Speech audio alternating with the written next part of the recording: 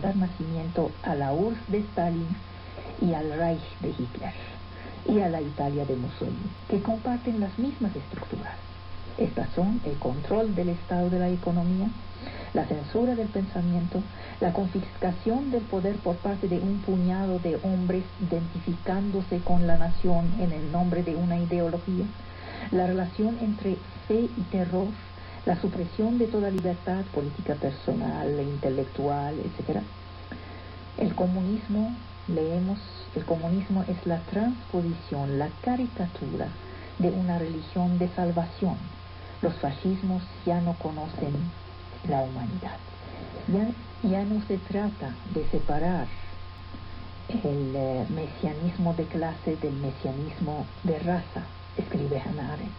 Una vez en el poder, se suma el mesianismo de clase al mesianismo nacional. Raymond Aron, por su lado, propone el concepto de religión secular para interpretar el totalitarismo. Las religiones seculares son doctrinas que toman en las almas el lugar de la fe y sitúan en un lejano futuro, bajo la forma de un orden social, la salvación de la humanidad. La fe religiosa se degrada en ideología profana. El nazismo y el comunismo, el fanatismo de clase y el fanatismo de raza comparten un objetivo. En el plan sociológico recurren a algunos grandes mitos, como la izquierda, como la revolución, como el proletariado, que son sus referencias. En pleno stalinismo, Hannah Arendt efectúa la síntesis de los trabajos y propone un modelo del totalitarismo. Dice, nacen los estados totalitarios, desencadenan la violencia de las masas, crean los campos para las clases derrotadas. Estos sirven de laboratorio para el llamado hombre nuevo, después de la destrucción de la personalidad jurídica y la supresión de la persona moral, la aniquilación del individuo. De allí la imprevisibilidad, la irracionalidad de los estados totalitarios, que obedecen a la sola lógica del movimiento. La corrupción del pensamiento termina en una demencia radical, de la cual atestigua la colectivización de la agricultura, por ejemplo, o el genocidio. Raymond Aron fue el único intelectual francés en tomar la medida de la importancia de los análisis de Hannah Arendt. Los demás la despreciaron, porque los demás, la moda era estar del lado de la Rusia de Stalin. El totalitarismo, dice Hannah Arendt, no surge de repente, misteriosamente, del cerebro de Stalin o de Hitler, sino que encuentra su origen en las secuelas del primer conflicto mundial, la crisis económica del 29, el disfuncionamiento de las sociedades democráticas. Se instituyen en criterios unos comportamientos extremos ligados a la personalidad de los dictadores, como el culto del jefe o el terror de masa.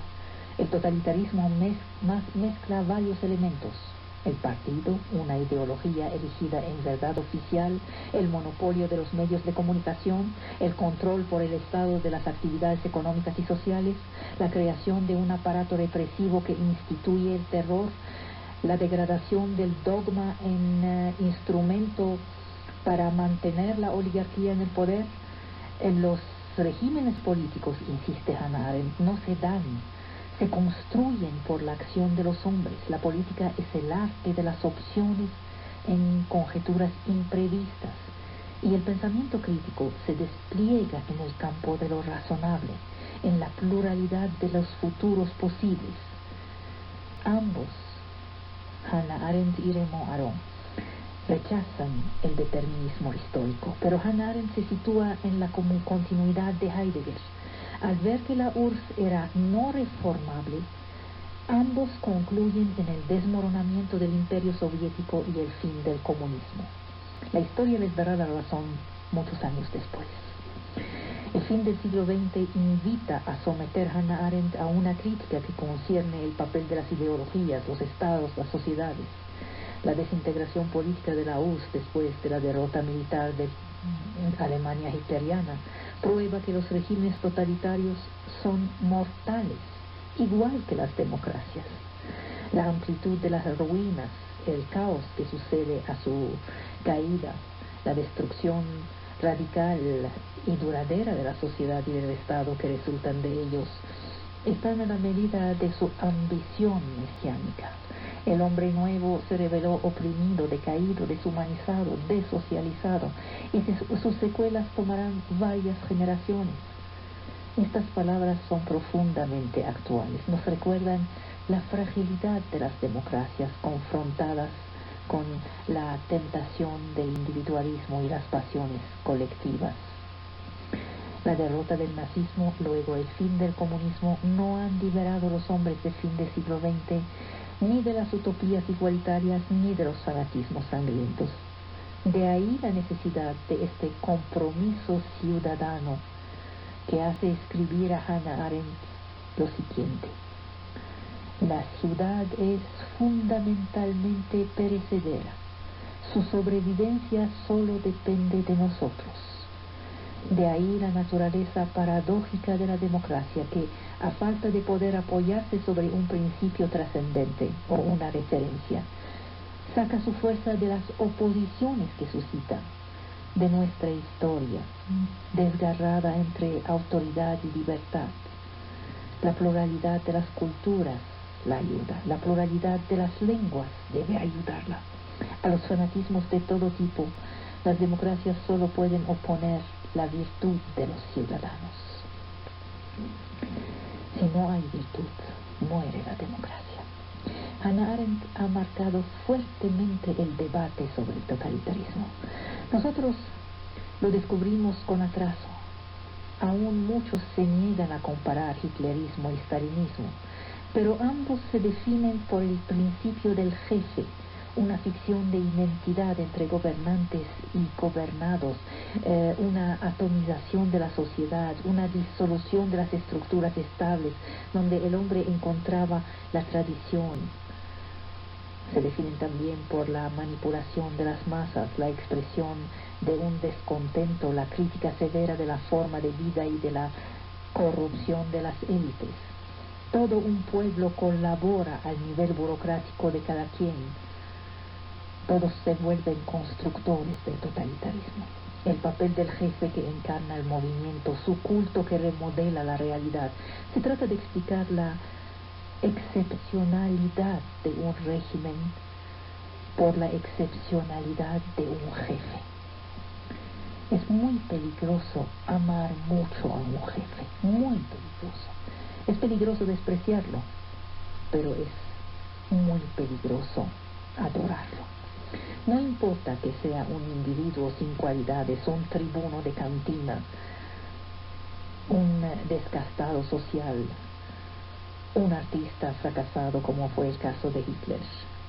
La autoridad carismática no es la autoridad tradicional, se funda sobre la percepción por parte de la masa de un heroísmo supuesto del jefe. Se suponen en él las esperanzas y se le lleva al poder. Todo esto resulta de la colaboración, de la tolerancia, de las falsas esperanzas, de la debilidad de todos los que ocupan una posición de influencia. Hitler se vuelve la fuente de la autoridad legítima. Explota los resentimientos, las esperanzas, beneficia de un vasto movimiento popular marcado por la pequeña burguesía. Hitler no fue un producto del sistema, fue el sistema. La prueba es que el régimen no pudo sobrevivirle. Se ha hablado mucho de la relación amorosa entre Hannah Arendt y Heidegger. En los últimos 3-4 años han salido un montón de libros que ya no se ocupan de filosofía, sino que hablan de esta relación. Esto habla mal de nuestro fin de siglo, de los intereses de nuestro fin de siglo.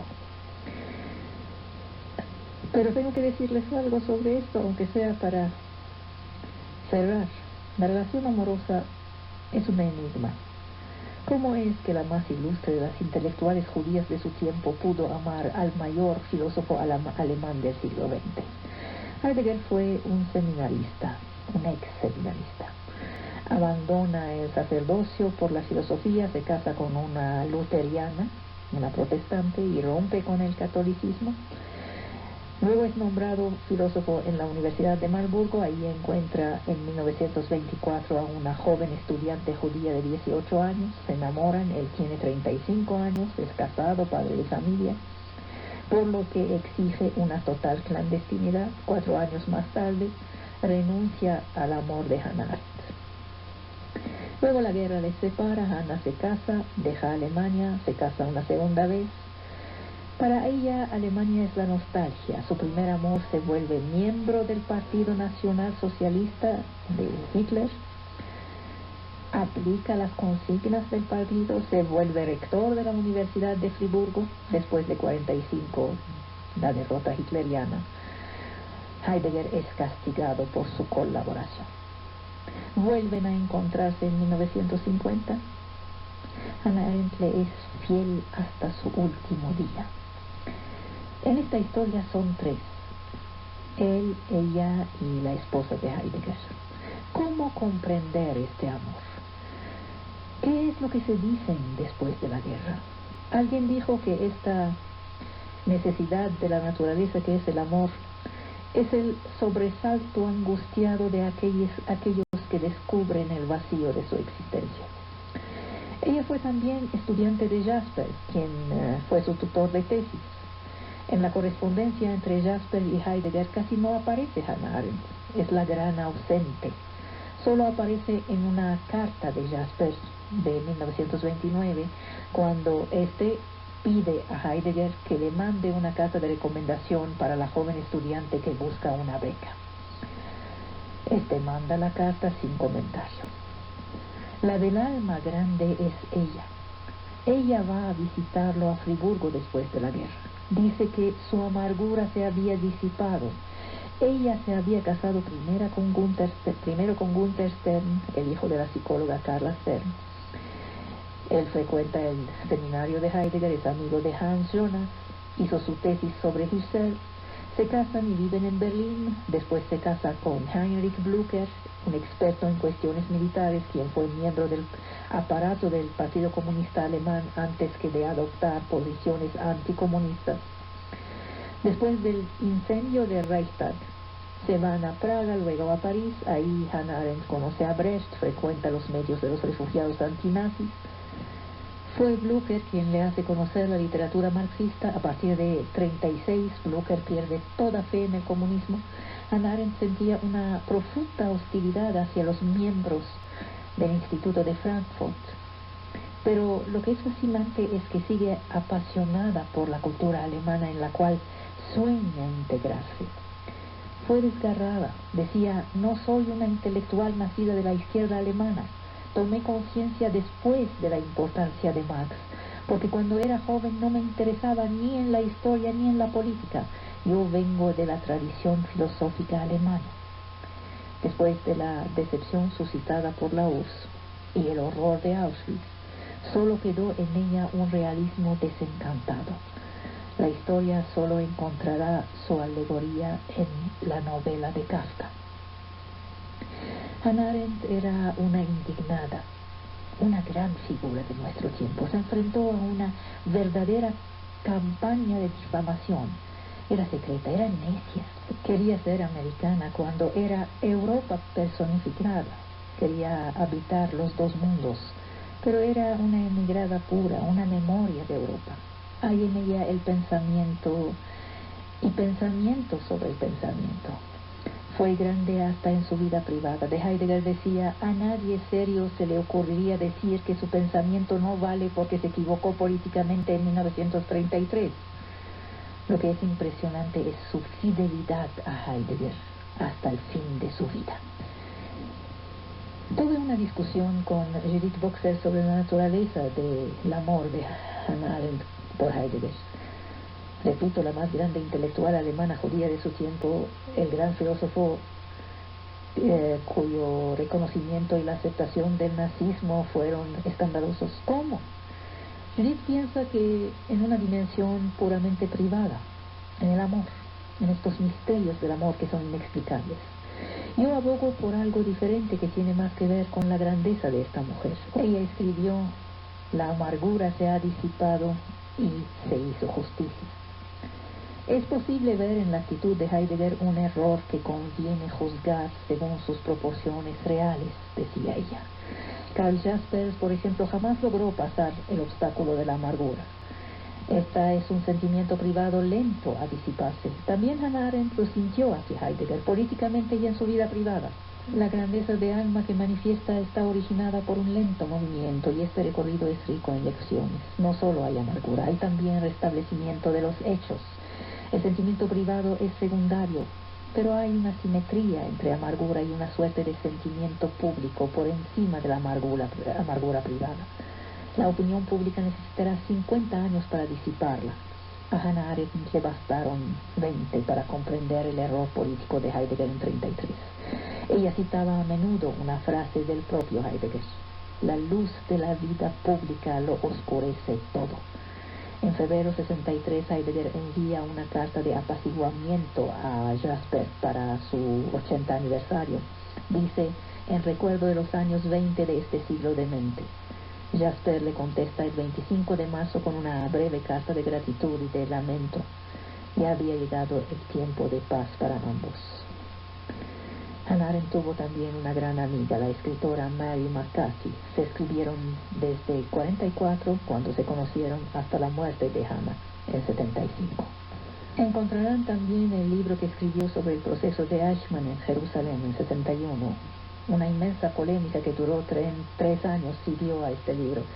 Ella presenta un retrato de Eichmann, un individuo más bien mediocre, cuya preocupación fundamental fue su carrera. De ahí salió la noción de la banalidad del mal que ocupó la reflexión de Hannah Arendt hasta el final de su vida. Lo que la sacudió en Eichmann era su incapacidad para pensar, sus referencias a los clichés que parecen en relación directa con su incapacidad de representarse el sufrimiento que causaba. Hannah Arendt trató de comprender la relación que une en el interior de cada quien la capacidad de pensar y la de juzgar del bien y del mal. De ahí sale la posibilidad de resistir al mal en situaciones de decadencia moral provocadas por el totalitarismo.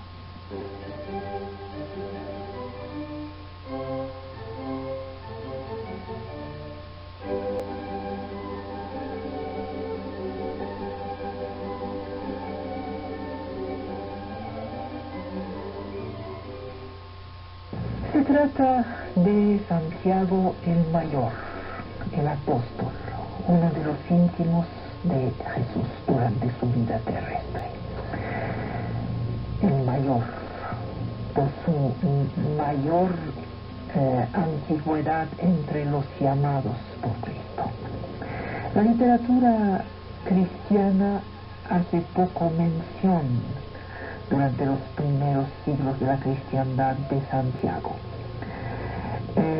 Fue uno de los 3 apóstoles a los cuales Cristo reveló su gloria divina, pero también sus dudas antes de morir. Se encontraba con él cuando fue arrestado. Sabemos por las actas de los apóstoles que había sido decapitado hacia el año 41-44 por Herodes Agripa durante las grandes persecuciones contra los cristianos. Hacia el siglo VI aparece la doctrina de la Divisio Apostolorum. El mundo conocido habría sido dividido entre los 12 apóstoles para predicar el Evangelio. Esta idea se propaga en el occidente cristiano gracias a una obra redactada en griego, luego reescrita en latín, titulada Breviarium Apostolorum. En lo relacionado con Santiago, el Breviarium habla de la localización de su tumba. Durante las persecuciones, esta tumba habría sido abandonada y con el tiempo se olvidaron de dónde se encontraba. Bajo el reino de Carlomagno y de Alfonso II el Casto, estamos entre 759 y 842. Es el tiempo de Alfonso II el Casto en las Asturias. Salió una noticia. Los restos del cuerpo del santo habrían sido revelados por una luz divina. Un ermitaño llamado Pelagio recibió la visita de un ángel en su sueño, y este ángel le dijo dónde se encontraba el cuerpo del santo. El obispo Teodomiro llevó entonces los fieles al lugar indicado y descubrió una tumba revestida de mármol. Y Alfonso II hizo edificar en ese lugar 3 iglesias. El edificio que conocemos hoy es un nuevo edificio que fue construido en el mismo lugar. A finales del 8, principios del 9, lo que se llamó descubrimiento o invento de la tumba, coincide con las guerras que los reinos cristianos llevan contra los musulmanes. La oposición entre los reinos de Asturias y de León con al-Ándalus musulmán. Alfonso II el Casto es un ferviente guerrero. Está en el origen de la campaña de construcción de castillos, de fortalezas a lo largo de la frontera. Alfonso gana la batalla de Oviedo sobre los musulmanes y renueva la tradición de la monarquía gótica, especialmente la organización clerical que había desaparecido.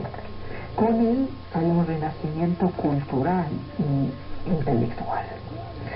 Alfonso tenía contacto con Carlomagno, y es en este contexto que se da el descubrimiento milagroso de las reliquias de Santiago.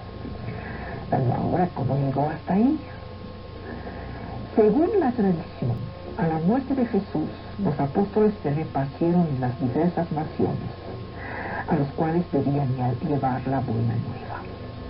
A Santiago el Mayor, para distinguirlo del menor, que es el hermano de Juan Bautista, fue atribuida España. Se fue a España, volvió después a Jerusalén. A su vuelta, la ciudad ya no escuchaba a los cristianos, escuchaba solamente a 2 magos llamados Hermogéneo y Filetus. Y bueno, ahí fue asesinado.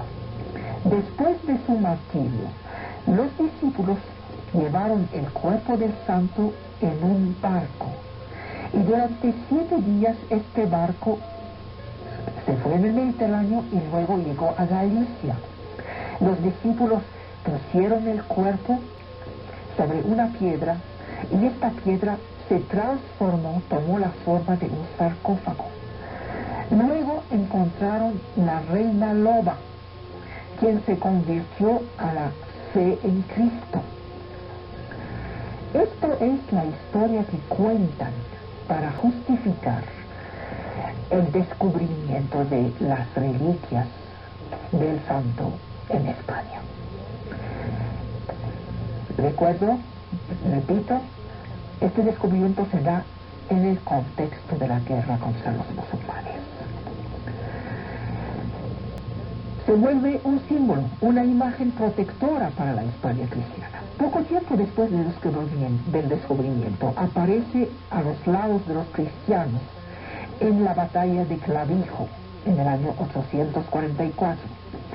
Y no aparece así vestido de santo, aparece vestido de caballero y ataca a los moros. De ahí lo llaman el matamoro. En 776, en los comentarios del Apocalipsis de Beatus, que era un personaje influyente en la corte de Asturias, se encuentra esta idea de que Santiago debe defender a los cristianos contra los musulmanes. Se va creando una imagen de un santo jefe espiritual de la reconquista. A la vez tenemos la pasión del medievo por las reliquias, que permite la afluencia de los peregrinos y los dones.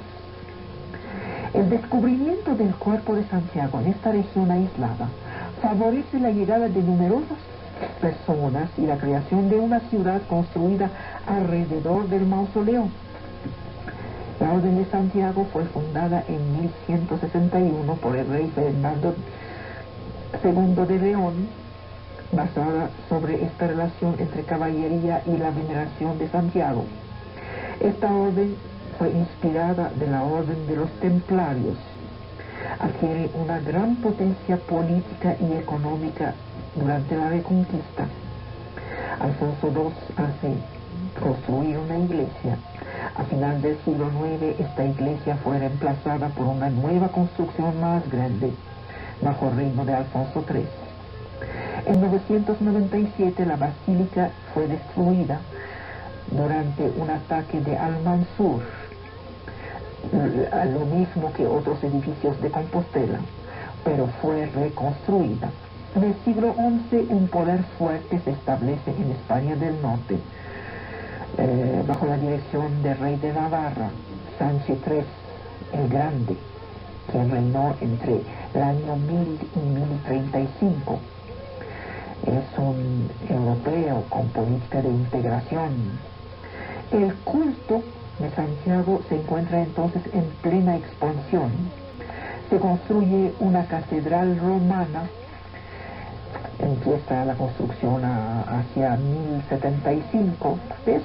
De lo que estoy diciendo tenemos huellas. De lo que no sé que tenemos huellas no voy a hablar. Serían cuentos. El medievo ve desarrollarse en prácticamente todas partes muchos monasterios. El medievo es el momento de la difusión de la vida de los santos, del culto de las reliquias. Es un rasgo característico del medievo. Y es en este ambiente de milagros y de prodigios que van a nacer las iglesias de las peregrinaciones. Los lugares de peregrinación se multiplican, el número de los peregrinos aumenta, pero hay tres destinos principales. Primero, por supuesto, el Santo Sepulcro, Tierra Santa, los lugares de la vida de Cristo. Se organizan expediciones, ahí viajan ricos y pobres, muchos tenían el deseo de morir antes de volver a su país.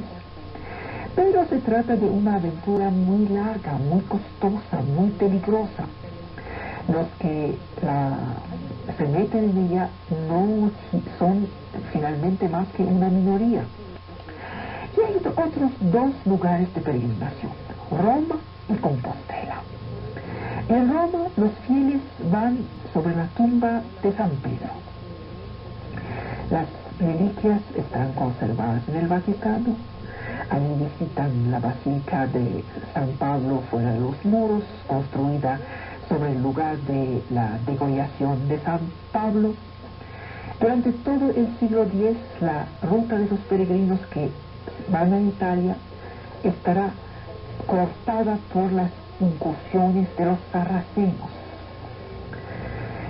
Por fin tenemos en la tumba de Santiago de Compostela una masa inmensa de fieles va ahí a venerar el Matamoros. Todos los que no pueden ir a Jerusalén por demasiado lejos y demasiado costoso y demasiado difícil, todos los que no pueden ir a Roma porque la ruta está trabada por los saracenos, van a Compostela. Es en este contexto que tenemos el florecimiento de la peregrinación. La peregrinación consiste en un viaje hacia un lugar sacro, un lugar de devoción, con la esperanza de obtener el perdón divino, la gracia divina. Hay muchos documentos, testimonios, crónicas, poemas. Una red de itinerarios se establece. Hay un texto que se llama el Itinerarium. Es conocido también bajo el nombre de Burdigalieno. Este ofrece informaciones sobre el viaje de Jerusalén a partir de Bordeaux y la organización de las rutas en la época. Es el ancestro de las guías de peregrinación. El fiel que parte en peregrinación afirma su fe, pone sus pasos en los pasos de su Dios. Este acto no tiene un carácter obligatorio, es un acto voluntario, deliberado. La peregrinación está ligada al sufrimiento. Es difícil, no es un paseo turístico. Es un acto de fe que el creyente cumple, no sin peligros y donde arriesga su vida. Los lugares de peregrinación van a ser en el origen de todo un movimiento literario.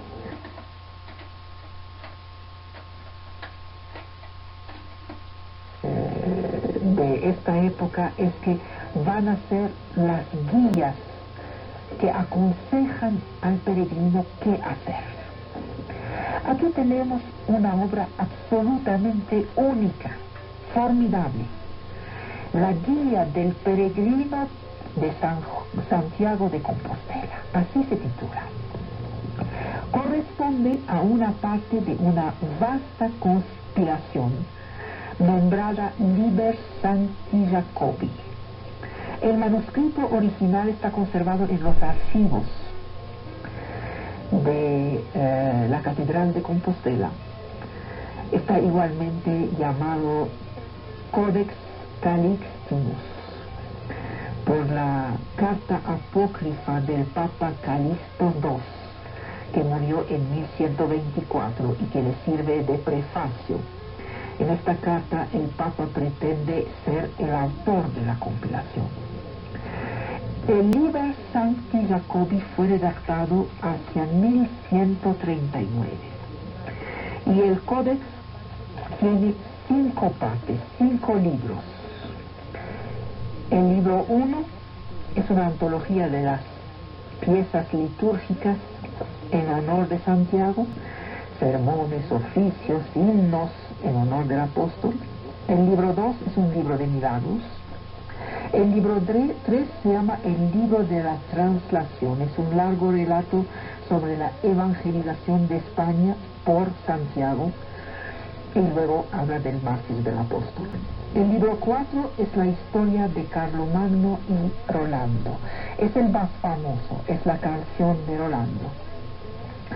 El libro 5 es la guía del peregrino de Santiago de Compostela. Son consejos prácticos para los peregrinos que les indican los lugares donde deben pararse, detenerse, las reliquias que deben venerar, los santuarios que deben visitar antes de llegar a la catedral. Es esta guía que en gran parte de este programa les voy a presentar. El autor ofrece al lector muchas enseñanzas generales. Caminos de Santiago, etapas del camino, nombre de ciudades, de pueblos atravesados, grandes hospicios, nombre de personajes que han trabajado en el arreglo de las carreteras. Este texto es muy desigual. La parte española de la ruta está descrita con mucho más minucia que los trayectos posibles en Francia. El autor de la guía del peregrino es casi seguramente un francés, porque en varios lugares habla de nuestra gente gálica. Entonces es un francés. Sin duda se trata de un peregrino, no es el Papa. Es un peregrino que desea compartir su entusiasmo y su experiencia personal. La guía fue publicada en su totalidad por primera vez en el siglo pasado. Es este texto publicado en el siglo pasado que estoy consultando en este momento. Es una obra de un inmenso interés para la historia del arte y para la iconografía del medievo y para la información, la geografía humana y la topografía y la historia de las civilizaciones. El peregrino está guiado por su fe. Sufre pruebas, como por ejemplo debe efectuar todo el camino descalzo. El peregrino va a buscar una ayuda o una curación. El Liber Jacobi trae numerosos testimonios de milagros, como el caso de un rico señor de Borgoña que estaba paralizado desde hace 14 años y que se pone a caminar después de rezar sobre la tumba durante 2 noches. En la tercera noche el santo aparece y se despierta entonces curado. También había peregrinaciones políticas. Reyes, príncipes, emperadores, papas van a Santiago. Bajo la protección del santo, los reyes españoles ponen la lucha contra el infiel, porque Santiago es el Matamoro. Encontramos igualmente la peregrinación penitencial, que fue impuesta a otros por los tribunales religiosos o por las minorías eclesiásticas. Entonces el culpable debía ir al santuario o de santuario a santuario hasta que sus cadenas se rompan por la usura y entonces podía ser libre. También hay el peregrinación efectuado por otro. Este se llama el peregrinaje vicario. Ahí una persona que no quiere cansarse mucho manda a alguien en su lugar o manda a alguien de su familia, un servidor, un profesional remunerado. Había profesionales remunerados. Hijos los humanos no tienen salvación. Encontramos muchos testimonios de estas peregrinaciones y de falsos peregrinos, personas que toman este pretexto para vagabundear, robar y vivir a costa de los demás fieles. Entonces algunas sanciones serán tomadas en contra de estos peregrinos mendigos que no les estará permitido quedarse más de 3 días en una ciudad de peregrinación. En este libro viene todo eso, es delicioso. Estos peregrinos traen una riqueza, traen dones en metales preciosos. Un viajero árabe va a Santiago de Compostela a mediados del siglo XII y dice que en la catedral vio más de 300 cruces obradas en oro y plata, incrustadas de jacintas, esmeraldas y otras piedras, y cerca de 200 imágenes. En el centro de este tesoro están las reliquias. Las reliquias se encierran en unos relicarios muy buscados.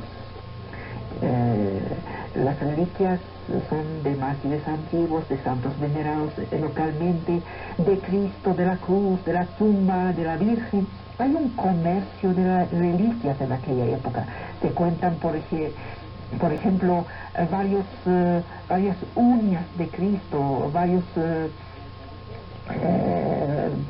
cabellos, pedazos de la verdadera cruz que construyen, bueno, ¿qué le voy a decir? Una verdadera selva se hace con los pedazos de la verdadera cruz.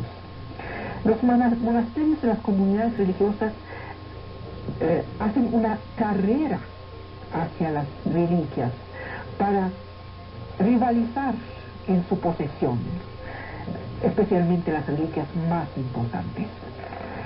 En el origen de una producción artística importante están estas reliquias, que constituyen un verdadero medio de financiamiento para la vida de las comunidades religiosas. A veces se hacen viajar las reliquias a fin de obtener los fondos de aquellos que no viajan hacia ellas. Pero el flujo es considerable. Luis el Piadoso, a final del primer tercio del siglo IX, reglamenta la destinación de las ofrendas hechas a la tumba de San Martín para que no se aproveche tanto del asunto. Un tercio estaba atribuido a los canónicos, con excepción de las telas preciosas que deben servir para adornar la tumba. La cera y el aceite deben ser utilizadas para la iluminación de la iglesia. Para albergar los peregrinos, los establecimientos piadosos se construyen alrededor de la basílica. Se había vuelto el asunto de la posesión de los cuerpos santos un verdadero asunto de economía mayor. Quien tiene las reliquias tiene las finanzas. Y los milagros, se competía con milagros, porque la gente, los clérigos, tenían envidia unos de otros. Por ejemplo, en una comunidad se cuenta que un leproso fue puesto entre dos reliquias que pertenecían a dos comunidades diferentes. Se quedó ahí toda la noche y en la mañana el lado que estaba volteado hacia San Martín se curó, el otro lado no se curó. ¿Qué les digo? También hubo una arquitectura particularmente concebida para magnificar las reliquias, para albergarlas, para ponerlas en una nueva posición sobreelevada que permite a los muchos fieles de verlas, zócalos, columnas. A veces la reliquia estaba puesta directamente sobre el altar. Se hicieron entradas para facilitar la circulación, los peregrinos penetraban de un lado, salían por el otro, después de haber tocado en la tumba, haberse tocado con agua bendita, se utilizaban los pozos, se puso en se creó una construcción que se llamó el deambulatorio, que obedecía a las exigencias de una circulación fluida. Es como nuestros ejes viales, pues, alrededor de las reliquias y del altar. Era un corredor que rodeaba el núcleo central con paradas sucesivas. La gestión de las reliquias, su culto, la fabricación de los relicarios y otras piezas de orfebrería, ponía entre las manos de la gente una masa monetaria que representaba tesoros. ¿Quién controla esto? Y además había la preocupación de los objetos preciosos, de las preocupaciones de seguridad que estaban en el centro de todos esos asuntos.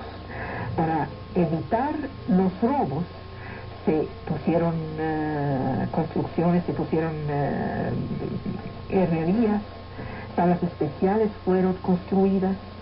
El fasto del altar en la época romana obedece a todo este manejo de riquezas. Se fabricó en frente del altar algo que se llama la ciboria, y había una relación estrecha entre orfebres y escultores de piedras para lograr estas fabricaciones. Los monumentos orfebrados fueron un fenómeno de la construcción desde el año 1000. Ahí participaban y los escultores y los orfebres. Los talleres de orfebrería vivían esencialmente del culto de las reliquias. Desgraciadamente, la mayoría de estos tesoros han desaparecido porque el metal precioso a lo largo de los siglos ha sido reempleado, reutilizado, transformado en otras cosas, generalmente en monedas. Esta riqueza tiene algo chocante si recordamos la miseria de la época. Pero hay que meterse en la piel de los campesinos de aquella época. Los campesinos miraban, veían tanto oro, tanto poder, tanta riqueza, y sentían que eran parte de la riqueza divina. Era el indicio de un favor indulgente hacia sus votos cuando veían un rayo de luz reflejarse en sus ojos. Había 4 rutas que llevaban a Santiago, que se reunían en una sola, en un lugar llamado Puente la Reina. La guía del peregrino precisa: a Puente la Reina un solo camino lleva a Santiago. Los caminos que los peregrinos tomaban son fáciles de reconstruir por los monumentos que están a lo largo de esos caminos y por los numerosos relatos de viajeros que llegaron hacia nosotros. Cada camino poseía sus etapas piadosas, sus lugares donde descansaban reliquias.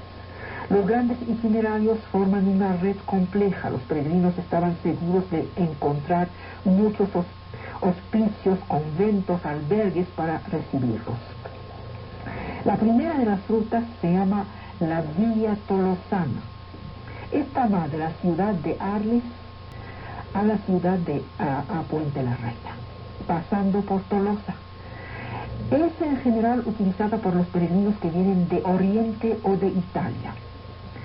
En la Catedral de Arles hay que hacer una visita al cuerpo de San Gil. En Tolosa hay que visitar el cuerpo de San Guillermo y de San Fermín, obispo y mártir. Sobre la misma ruta se puede visitar los cuerpos de los martirios Tiberio, Modesto y Florencio. El segundo itinerario es aquel que recoge los peregrinos que llegan de León, de Viena y de Valencia. El itinerario empieza en Puy. Los borguiñones y los teutones que van a Santiago por la ruta de Puy deben venerar, dice la guía, deben venerar las reliquias de Santa Foy, Virgen y Mártir,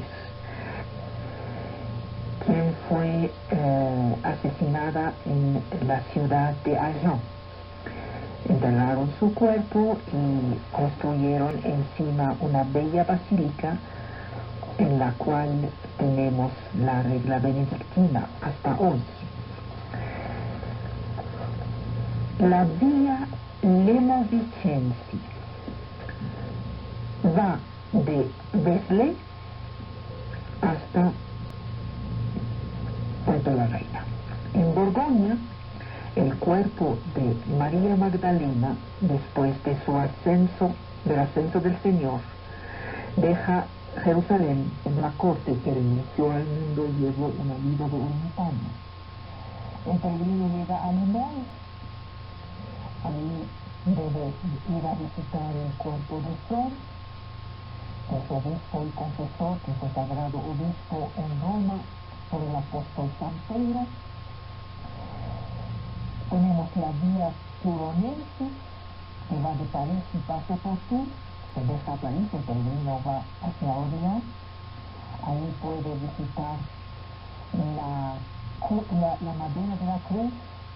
En Tours, San Martín resucita a 3 muertos y devuelve la salud a los leprosos, a los energúmenos, a los enfermos, lunáticos, demoníacos y otros enfermos, dice el guía. Luego tiene que ir a Poissy, ahí debe venerar las reliquias de San Hilario. Luego debe ir a ver la cabeza, las reliquias de la cabeza de San Juan Bautista, que fue llevada por los religiosos desde Jerusalén. Hay que entender, según este texto, que todos los cuerpos de todos los que murieron en Jerusalén fueron llevados a Europa. También hay que visitar el cuerpo de Eustropio, obispo y mártir, y luego el cuerpo de Fleury. El camino francés parte de la vía de Ostabat, donde se encuentran los 4 caminos. El peregrino atraviesa el País Vasco. En España, los grandes itinerarios para ir a Santiago de Compostela son relativamente más simples. El peregrino que llega a País Español debe ir a visitar el cuerpo de Dominico, luego los cuerpos de Facundo y Primitivo en la basílica que fue elevada por Carlomagno, y ahí debe ir a León para visitar el cuerpo de Isidoro. ¿Se imaginan cómo traten de meterse en el cuerpo de este peregrino que hace estos paseos de parada en parada, visitando tumbas y reliquias que le dicen que son las verdaderas y las santas? Este peregrino luego desciende a Pamplona, luego llega a Puerto la Reina, ahí atraviesa Estela hacia Rioja, luego hasta Castilla y León. Numerosos lugares de santos a lo largo del camino, en todo 16 etapas en País Español. Por fin, en Galicia, el peregrino está casi al punto de terminar su viaje, casi a punto de llegar al cuerpo del apóstol Santiago en la ciudad de Compostela. ¿Quiénes eran estos peregrinos? Muchos testimonios tenemos de personajes ilustres que fueron a visitar la tumba del apóstol. El obispo de Puy, Godel Scalc, que es el primer peregrino conocido, hace el viaje en 951. Guillermo X, duque de Aquitania, que muere el día del Viernes Santo ante el altar de Santiago en 1137. Luis VII, Alfonso IX, San Francisco de Asís hace el viaje entre 1213 y 15. Pero la mayoría de los viajeros no son grandes personajes. Forman una masa anónima, confusa, turbulenta de gente sin nombre que llegan de todas las regiones del mundo cristiano. A menudo hay querellas sangrientas adentro mismo de la basílica, porque los fieles se disputan los lugares los más cercanos al altar. En el siglo XV aparece un nuevo tipo de peregrino, el caballero que viaja para visitar el país. Bueno, ya son los nuevos turistas. El objetivo religioso ya no es más que un pretexto. Ahí encontramos ingleses, flamencos, el pintor Van Eyck. Los reyes católicos van en 1488 y en 1509, Gonzalo de Córdoba, cruceros holandeses, alemanes. Uno de los aspectos más significativos de la peregrinación es la ausencia de un formalismo ritual. No hay regla escrita, cada quien lo hace a su manera. Llaman al peregrino en Tierra Santa el palmero. Llaman al peregrino a Roma romero. En cuanto al peregrino a Compostela, lo llaman Jacobo. Jacob. Este es el nombre que da la costumbre. Lleva un traje definido, un largo abrigo en forma de capa que lo cubre hasta los pies, un sombrero le protege la cabeza, sombrero redondo con anchos bordos, tiene un bastón que le permite alejar a los lobos, a los perros, y una mochila donde tiene que llevar todo lo que necesita para el viaje. Estos objetos propios de la peregrinación están consagrados, bendecidos durante una ceremonia presidida por un clérigo, quien les aplica la bendición especial de la peregrinación de Compostela. A pie, a caballo, solo o en grupo, el peregrino va. En principio, los peregrinos se contentan con una concha que encuentran sobre la playa y que traen como un recuerdo. En la antigüedad, las conchas estaban consideradas como símbolos de amor. La gente las llevaba para preservarlas de la brujería, de la mala suerte, de las enfermedades. La iconografía cristiana de la concha aparece con el culto de Santiago. La concha se impuso como atributo del apóstol. La cosían sobre el sombrero, sobre la mochila, sobre el abrigo. Era característica de los peregrinos. El peregrinaje, el más noble, el más valioso, debe hacerse solo y a pie. Pero la marcha en grupo es tolerada. Y así como el recurso a los animales domésticos, caballo, mula, no es una traba en la peregrinación espiritual, pero es menos bueno que si se hiciera sin ella. Los peregrinos se reúnen en general por localidad, por país. Los más ricos se hacen acompañar por domésticos, utilizan barco, por ejemplo, si vienen de lugares lejanos como los holandeses. La peregrinación no está limitada en su duración, puede ser de tiempo variable. El peregrino debe contar con él mismo. La comida es desigual en riqueza, en cantidad, los periodos de fatiga son desiguales, la enfermedad es inevitable, la naturaleza del terreno depende de la riqueza de cada quien y de las posibilidades de cada quien. Las vicisitudes de la ruta dependen de la suerte, las intemperies también. Y los peregrinos no son todos individuos resistentes. Hay viejos, hay enfermos, hay Odilon, Suger, el abad de Saint-Denis, Pedro Abelardo, San Bernardo, todos viajan. Y varios de ellos eran ya viejos y enfermos. Y hay peligros serios. Hay expediciones normandas a partir del año 840 y hasta una época muy avanzada del siglo siguiente.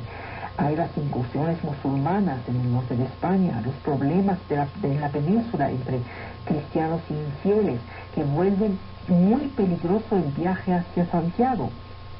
En 924, Abderrahmán III invade Navarra, Pamplona, destruye la catedral. Los riesgos son grandes, hay piratas ingleses. El camino además está lleno de bandidos. Se organizan entonces puntos para que los peregrinos puedan juntarse en caravanas colectivas. Los bandidos están en las selvas, en los bosques, ahí asesinan y roban. La vida del peregrino consagra un capítulo a los ríos que se encuentran y que tienen un agua peligrosa para beber, si es que la toman los hombres y los caballos, así dice en la guía. Se afirma que todos los peces y las carnes de puerco y de buey de toda España y Galicia dan enfermedades a los extranjeros. Hay pasadores que tienen la costumbre de exigir a cada hombre que hacen pasar una cantidad de dinero, depende de la cabeza de cada quien. Son los polleros de entonces. El viajero que se niega a pagar, o lo que ellos dicen, lo pegan y lo tiran al agua. Hay falsos peregrinos que son bandidos, acompañan el peregrino, los desvalijan y lo matan. Para escapar a estos peligros se organiza, se instala una organización que dota a los peregrinos de un estatuto jurídico para que puedan gozar de la libre circulación en los caminos. Durante los primeros tiempos, en el momento en que las rutas estaban expuestas a las incursiones normandas o árabes, la organización hotelera era rudimentaria. En los siglos IX y X, los viajeros podían tocar a la puerta de los monasterios, que garantizaban un lugar de albergue. Los ermitaños ofrecían a los peregrinos la seguridad donde ellos se encontraban, y además construían puentes, edificaban capillas, casas. Los más conocidos de estos personajes que ayudaban a los peregrinos fueron en los siglos XI y XII San Alomo de Burgos, quien estableció una capilla y una casa para peregrinos. También San Dominico de la Calzada, quien construyó un puente y un hospital, y San Juan el Ermitaño de Ortega. Las órdenes hospitalarias poseían hospitales. Los peregrinos podían alojarse ahí. Se acusaban a los hospitalarios de vender vino malo y mala comida. Es decir, iban, comían, bebían y no hablaban mal de quien los recibía. La guía dice que los peregrinos deben ser recibidos caritativamente, que quien quiera los habría recibido al Señor en persona. Quien los ha recibido me recibe a mí. Hay testimonios de hospitalidad rechazada y de castigo inmediato. Caen muertos. En cuanto al peregrino, no tiene otra obligación que de caminar. Las altas sagradas son casi obligatorias. Llegando a Compostela, hay un ritual. El primer ritual que no es formal, es lo que se acostumbra a hacer, es lo que nos dice la costumbre. Para Compostela, el primer ritual consiste en plantar una cruz en la cumbre del puerto de Sisa. El segundo ritual es de meterse en el agua fría antes de entrar en la ciudad a fin de purificarse. El último ritual consiste en transportar una piedra desde el Monte Cebrero hasta Castañola. Estas piedras luego están encaminadas por carros hasta Santiago. A su llegada, el peregrino ponía su ofrenda. Cada santuario tiene su tesoro. Al término de su viaje, el peregrino debe bañarse y vestirse de nuevo. Recibía entonces un documento que atestigua de su paso por Compostela. Necesitan un papelito, caray. Y que le dice que sus pecados han sido perdonados. Eso es esencial. Tiene que presentarlo cuando se muere. Las conchas podían comprarse. En Compostela se organiza todo un negocio de conchitas. Ahí en la entrada de la catedral, se llama Paraíso, es como el paraíso. Los mercaderes hicieron un acuerdo con el arzobispo de la ciudad para el comer